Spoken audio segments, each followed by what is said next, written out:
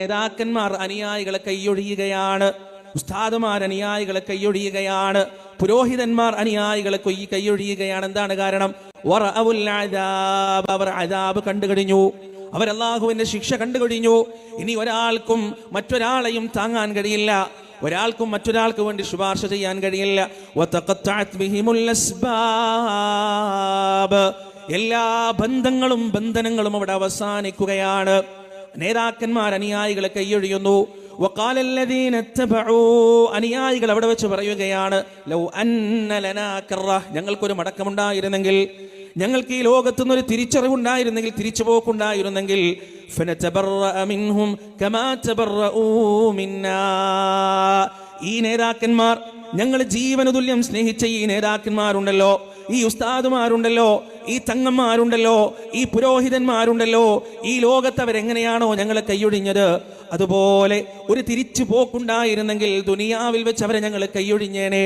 കദാലിക യുരീഹിമുല്ലാഹു അഅമാലഹും ഹസറാത്തിൻ അലൈഹിം, നഷ്ടത്തിന്റെ രൂപത്തിൽ, തീരാ നഷ്ടത്തിന്റെ രൂപത്തിൽ, ഒരിക്കലും തിരിച്ചുപിടിക്കാനാവാത്ത ഖേദത്തിന്റെ രൂപത്തിൽ, നഷ്ടത്തിന്റെ രൂപത്തിൽ അവരുടെ കർമ്മങ്ങളെ പടച്ചറബ് അവർക്ക് കാണിച്ചു കൊടുക്കുന്നതാണ്. വമാഹും ബിഖാരിജീന മിനന്നാർ, ഒരിക്കലും അവർക്ക് നരകത്തിൽ നിന്ന് മോചനം നേടാൻ കഴിയില്ല. പ്രിയപ്പെട്ടവരെ, അടുത്ത ആയത്തിൽ അല്ലാഹു സുബ്ഹാനഹു വ തആല സംസാരിക്കുന്നു, യാ അയ്യുഹന്നാസ്, മനുഷ്യരെ, കുലൂ മിമ്മാ ഫിൽ അർദി ഹലാലൻ ത്വയ്യിബാ വലാ തത്തബിഉ ഖുതുവാതിശ് ശൈത്താൻ ഇന്നഹു ലക്കും അദുവ്വും മുബീൻ. ഭൂമിയിൽ നിങ്ങൾ ശുദ്ധമായത് ഭക്ഷിച്ചുകൊള്ളുക. ഈ ആയത്തിന്റെ അവതരണ ഹേതുവായി, ഈ ആയത്തിന്റെ സബബുൻ നുസൂലായി നമുക്ക് കാണാൻ കഴിയും, മക്കാ മുശ്രിക്കുകളിൽപ്പെട്ട ചില ആളുകൾക്ക്, യഹൂദികളായ ആളുകൾക്ക് ചില ആചാരങ്ങൾ ഉണ്ടായിരുന്നു. അവരിൽ ചില ആളുകൾ ഒട്ടകങ്ങളെ ഭക്ഷിക്കില്ല, ചില ഇലാഹുകൾക്ക് കാണിക്ക വെച്ച, ചില ഇലാഹുകൾക്ക് നേർച്ചയാക്കി വെച്ച മൃഗങ്ങളുടെ മാംസങ്ങൾ അവർ കഴിക്കാറില്ല. ഈ ദുരാചാരത്തെ കുറിച്ചാണ് പടച്ചറബ് ഈ ആയത്തിലൂടെ വിവക്ഷിക്കുന്നത്. പ്രിയപ്പെട്ടവരെ, 1400 കൊല്ലങ്ങൾക്ക് മുമ്പ് അള്ളാഹുവിന്റെ റസൂലിന്റെ ആദർശ വിരോധികളും വൈരികളുമായിരുന്ന ആ മക്കാ മുശ്രിക്കുകൾ ചെയ്ത അതേ പ്രവർത്തനം ഇന്നും നമുക്ക് കാണാൻ സാധിക്കും. അജ്മീറിലേക്ക് നേർച്ചയാക്കിയ ആടുകളെ നമ്മുടെ നാട്ടിൽ നമുക്ക് കാണാൻ സാധിക്കും. ഉള്ളാളത്തേക്ക് നേർച്ചയാക്കിയ കോഴികളെ നമുക്ക് നമ്മുടെ നാട്ടിൽ കാണാൻ സാധിക്കും. ആ കോഴികളെയോ ആടുകളെയോ ആരും ഭക്ഷിക്കാറില്ല, അവയെ തൊടാറില്ല, അവരെ ഒരു തരത്തിലും തടസ്സപ്പെടുത്താറില്ല. ഇത്തരത്തിലുള്ള മക്കാ മുശ്രിക്കുകളുടെ, ഇത്തരത്തിലുള്ള യഹൂദികളുടെ ആചാരത്തെ കുറിച്ചാണ് ഈ ആയത്തിലൂടെ അല്ലാഹു സുബ്ഹാനഹു വ തആല പറഞ്ഞു തന്നത്. എന്നിട്ടല്ല പറയുകയാണ്, ഈ നിലപാടുകളുണ്ടല്ലോ, അത് പിശാചിന്റെ ഖുതുവാത്താണ്, അത് പിശാചിന്റെ കാലടിയാണ്. ഇന്നമാ യഅ്മുറുകും ബിസ്സൂഇ വൽ ഫഹ്ശാ, ആ പിശാച് നിങ്ങളോട് വൃത്തികേടുകളും ഹീനതകളും അല്ലാതെ കൽപ്പിക്കുകയില്ല. വഅൻ തഖൂലു അലല്ലാഹി മാ ലാ തഅലമൂൻ, അവൻ കൽപ്പിക്കുന്ന ഏറ്റവും വലിയ വൃത്തികേട് എന്താണെന്നറിയുമോ? അള്ളാഹുവിന്റെ പേരിൽ നിങ്ങൾ അറിയാത്തത് പറയാൻ നിങ്ങളെ പ്രേരിപ്പിക്കലാണ്.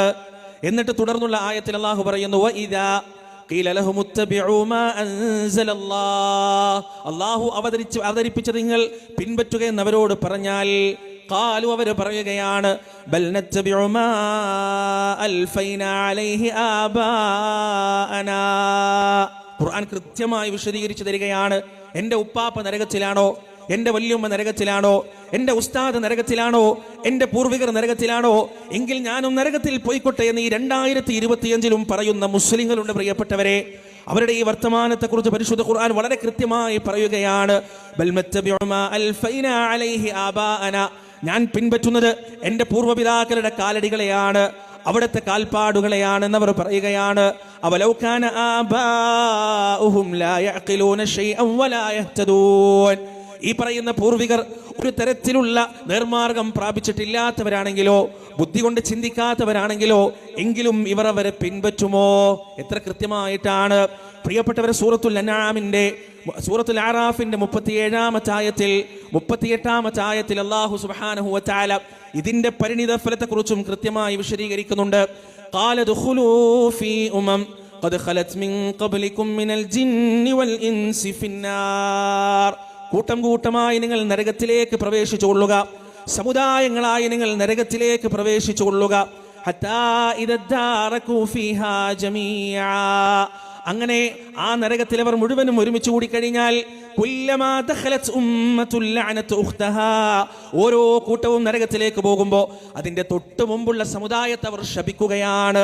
ഞങ്ങൾ ഈ നരകത്തിലേക്ക് പതിക്കാൻ എൻ്റെ ഉപ്പയാണ് കാരണം, എൻ്റെ ഉമ്മയാണ് കാരണം, എൻ്റെ വല്യുമ്മയാണ് കാരണം, എൻ്റെ വല്യുപ്പയാണ് കാരണം, എൻ്റെ പൂർവ്വ സമുദായമാണ് എൻ്റെ ഈ നരകപതനത്തിന് കാരണമെന്ന് ഓരോ സമുദായവും ശപിച്ചുകൊണ്ടാണ് നരകത്തിലേക്ക് വീഴുന്നത്.